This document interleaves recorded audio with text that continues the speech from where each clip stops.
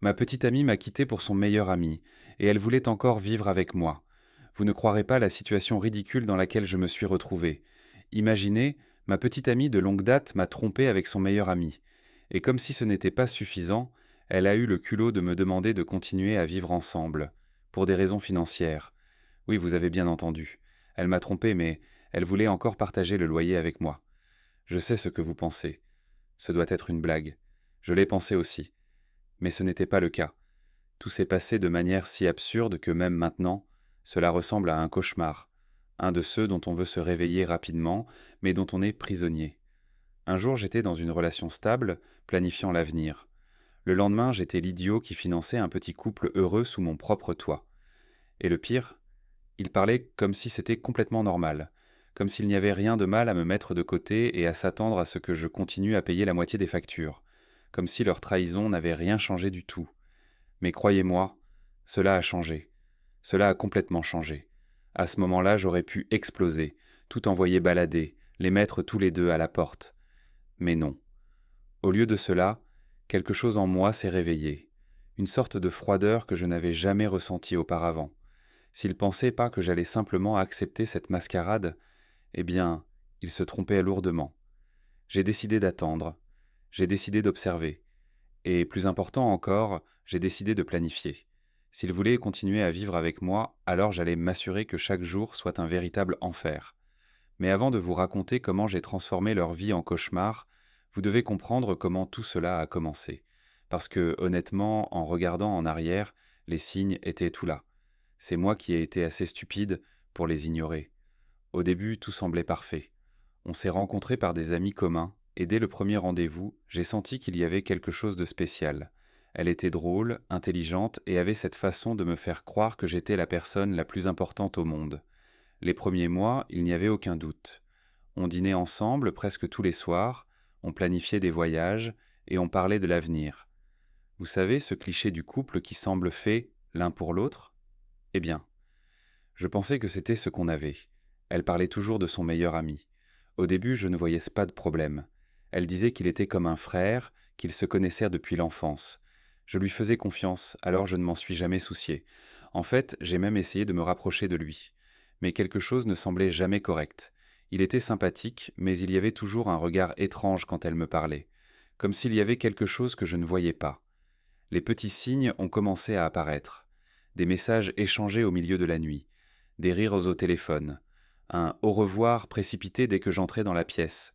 Et tout ce temps, elle m'assurait que ce n'était que de l'amitié. Tu exagères, disait-elle. Il est pratiquement un frère pour moi. Et moi, idiot, je l'ai cru. Même les amis communs ont commencé à faire des commentaires. L'un d'eux, un jour, m'a demandé en plaisantant si je ne trouvais pas étrange à quel point ils étaient proches. J'ai ri, j'ai changé de sujet. Mais le doute est resté dans ma tête. Les plans ont commencé à changer. Avant, on voyageait juste tous les deux. Maintenant, il était toujours avec nous. Elle insistait pour dire que c'était mieux comme ça, que c'était plus amusant en groupe. J'ai commencé à sentir que je perdais ma place dans ma propre relation, mais j'essayais encore de me convaincre que c'était normal. Puis sont venues les excuses, les dîners annulés à la dernière minute, les messages ignorés, les sorties qu'elle oubliait de me dire. Elle devenait de plus en plus distante, mais chaque fois que j'essayais d'en parler, elle disait que j'étais possessif, que j'imaginais des choses, et moi, essayant d'être un petit ami compréhensif, je me suis tu. Mais il y avait un détail qui ne me sortait pas de la tête. Un jour, en rentrant plus tôt du travail, je suis passé devant un café près de la maison et je les ai vus ensemble, riant, se tenant la main. Mon cœur a fait un bond. Est-ce que je me trompais? Peut-être que c'était juste un geste innocent? Encore une fois, je me suis convaincu de l'ignorer. Mais cela n'a pas duré longtemps avant que tout ne s'effondre complètement. La bombe a explosé d'une manière que je n'aurais jamais pu imaginer. J'avais déjà mes soupçons, mais rien ne m'avait préparé à la façon dont la vérité a éclaté. C'était une nuit ordinaire.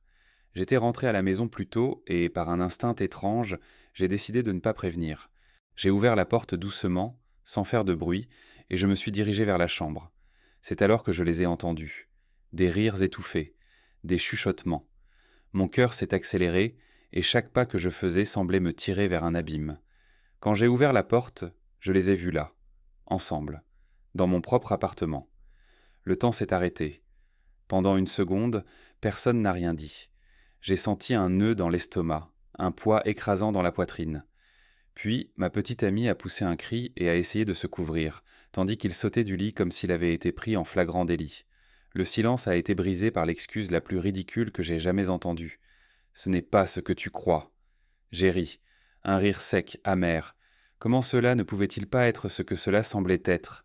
Ils étaient dans mon lit, dans ma maison, comme si c'était leur place. La colère était montée, mais avec elle, une clarté effrayante. Je n'allais pas crier, je n'allais rien casser. Je les ai juste regardés et j'ai dit « Vous avez 5 minutes pour sortir d'ici ».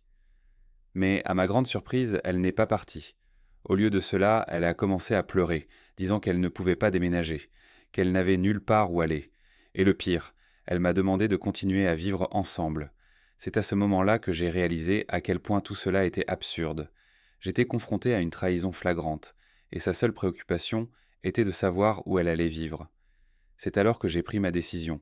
J'allais trouver un moyen de sortir de cette situation, mais j'allais le faire à ma manière. Vous pensez que l'histoire était déjà assez absurde? Eh bien, préparez-vous, car la situation allait encore empirer. Beaucoup. Après cette scène incroyable, j'aurais dû les mettre tous les deux à la porte et continuer ma vie. Mais, aussi fou que cela puisse paraître, j'ai hésité. Non pas parce que je ressentais encore quelque chose pour elle, cela avait disparu à l'instant où je l'ai vue avec lui, mais parce que la vie réelle ne fonctionne pas comme dans les films.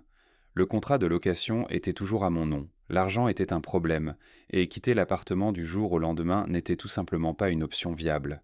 Elle s'est accrochée à cela. Entre sanglots et excuses pitoyables, elle a insisté sur le fait qu'elle n'avait pas les moyens d'aller ailleurs, que partager le loyer avait encore du sens pour nous deux, que nous pourrions être adultes et faire en sorte que cela fonctionne. Adultes? Après tout ça? L'audace m'a laissé sans voix. Le plus ridicule, c'est que l'autre gars, le meilleur ami, n'a même pas essayé d'argumenter. Il est resté là, immobile, évitant de me regarder dans les yeux. Peut-être espérait-il que je pète les plombs et lui donne un coup de poing. Mais non, je n'allais pas jouer ce rôle. Alors, contre toute logique, contre chaque fibre de mon être qui me criait de partir en courant, j'ai accepté, mais pas sans un plan. Si elle voulait vivre avec moi après tout ça, alors j'allais faire en sorte que chaque minute dans cet appartement soit un enfer personnel pour elle. Les premiers jours, j'ai essayé d'agir comme si rien ne s'était passé. Non pas par faiblesse, mais pour qu'elle baisse sa garde. Si elle pensait que j'étais un idiot qui acceptait tout, alors qu'elle continue à le penser. Mais peu à peu, j'ai commencé à instaurer de petits désagréments. Je me levais plus tôt et mettais de la musique à fond. Quand je savais qu'elle devait étudier ou travailler, je regardais la télévision au volume maximum.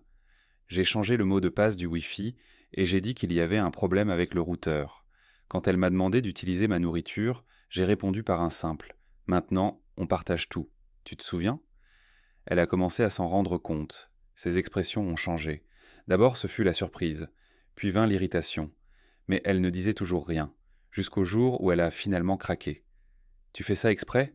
Demanda-t-elle. J'ai souri, sans me donner la peine de cacher ma satisfaction. Faire quoi?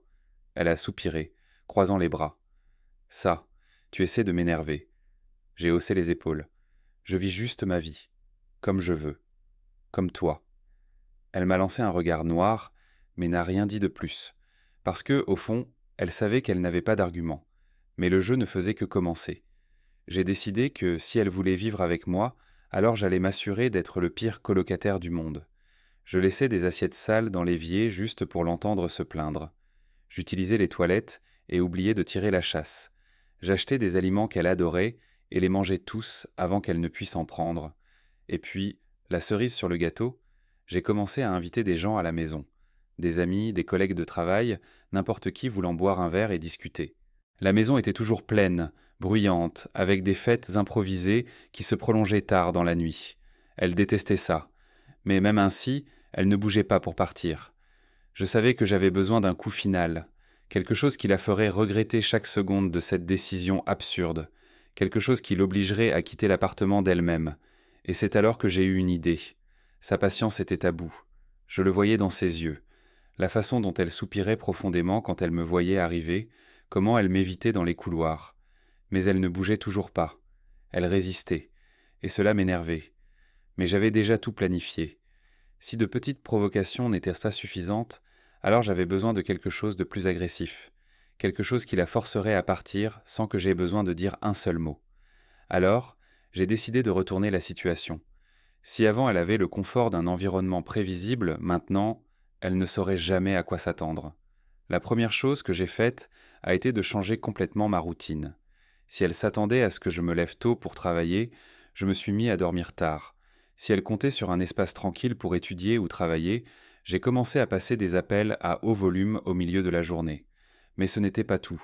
J'ai commencé à inviter des gens à passer la nuit. Et j'ai fait en sorte qu'elle le sache. Le premier jour a été un choc pour elle. J'ai invité une collègue de travail à la maison, je me suis assuré qu'elle voit les 2 verres de vin sur la table. Elle n'a rien dit, mais le lendemain, l'ambiance était différente. Alors, j'ai répété l'opération. Et encore une fois, et encore. Elle a commencé à craquer. J'entendais les portes claquer, les soupirs lourds, jusqu'à ce que, une nuit, elle ait explosé. « Tu fais ça exprès !» cria-t-elle, les yeux brûlants de colère. J'ai souri, m'adossant à ma chaise. « Faire quoi ? » C'est femme. Tu ramènes des gens ici juste pour me provoquer. J'ai croisé les bras sans me laisser démonter. Et pourquoi cela te dérange-t-il ? Tu n'as pas dit que tu voulais qu'on soit adulte à ce sujet ? Elle s'est devenue rouge, serrant les poings. Tu es un fils de... Attention à ce que tu dis, l'ai-je interrompu, me levant lentement. Parce qu'au final, c'est toi qui as choisi ça. Elle est restée muette. Et c'est alors que j'ai su. Elle était brisée. Le lendemain matin, j'ai vu des cartons empilés dans le couloir. Elle partait enfin. Je n'ai même pas eu besoin de la mettre à la porte. Elle s'est détruite elle-même.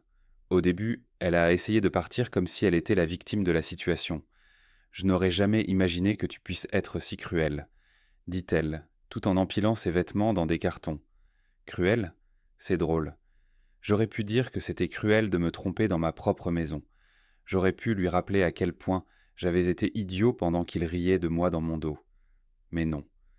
Je me suis contenté de hausser les épaules. Tu as fait ton choix. Maintenant, assume-le.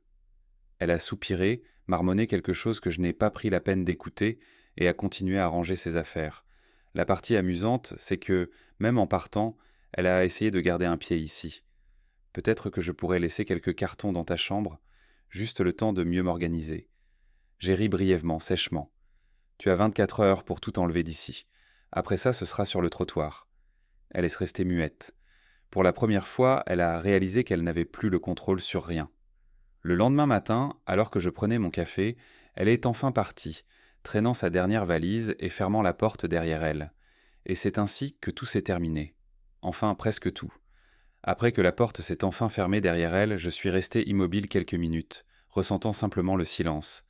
Pour la première fois depuis des mois, ma maison semblait vraiment être la mienne. Plus de regards gênants, plus de soupirs fins et d'excuses pitoyables, juste la paix. Mais la meilleure partie est venue quelques semaines plus tard. Un ami commun m'a envoyé un message. « Mec, tu ne vas pas le croire. Elle et le meilleur ami ont rompu. » Mon cœur a failli exploser de rire. Apparemment, quand la réalité les a rattrapés, leur romance a perdu tout son charme. Maintenant qu'elle n'avait plus de toit garanti, les disputes ont commencé. Son prince charmant ne voulait pas payer les factures tout seul, et soudain, la grande passion est devenue un fardeau. Ironique, n'est-ce pas ? J'ai appris qu'elle avait essayé de me contacter. Quelques messages non lus, des appels ignorés. Mais moi, j'ai continué ma vie. J'ai vendu les meubles qui me rappelaient d'elle, redécoré l'appartement et, pour la première fois depuis longtemps, je me suis senti vraiment libre. S'il y a une chose que j'ai apprise de tout cela, c'est que certaines personnes ne méritent pas une seconde chance, et que parfois, la meilleure vengeance est simplement de continuer sa vie et de laisser les autres récolter exactement ce qu'elles ont semé.